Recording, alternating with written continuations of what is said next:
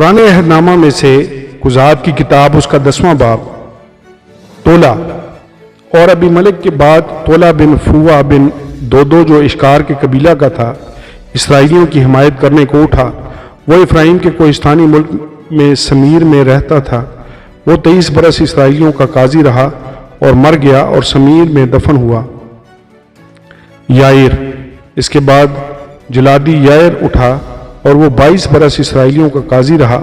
उसके 30 बेटे थे जो 30 जवान गधों पर सवार हुआ करते थे और उनके 30 शहर थे जो आज तक हूत तो यायर कहलाते हैं और जलाद के मुल्क में हैं।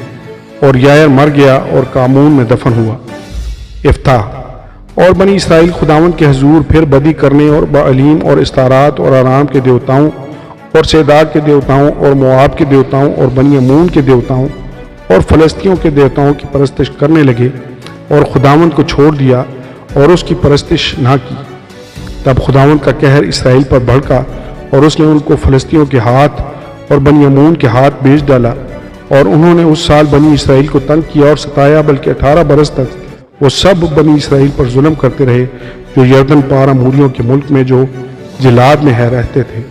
और बनी अमून यरदन पार होकर यहूदा और बनियामीन और इफ्राइम के ख़ानदान से लड़ने को फिर आ जाते थे।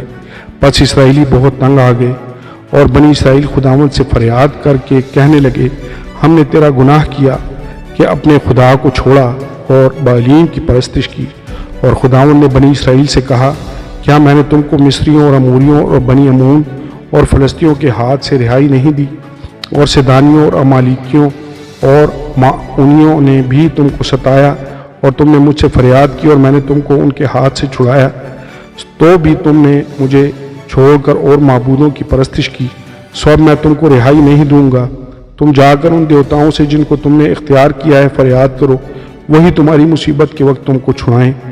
बनी इसराइल ने खुदावंद से कहा, हमने तो गुनाह किया, सो जो कुछ तेरी नज़र में अच्छा हो हमसे कर, पर आज हमको छुड़ा ही ले। और वो अजनबी माबूदों को अपने बीच से दूर करके खुदावंद की परस्तिश करने लगे। तब उसका जी इसराइल की परेशानी से गमगीन हुआ। फिर बनी अमून इकट्ठे होकर जिलाद में खैमजन हुए और बनी इसराइल भी फराम होकर मिस्फा में खैमजन हुए।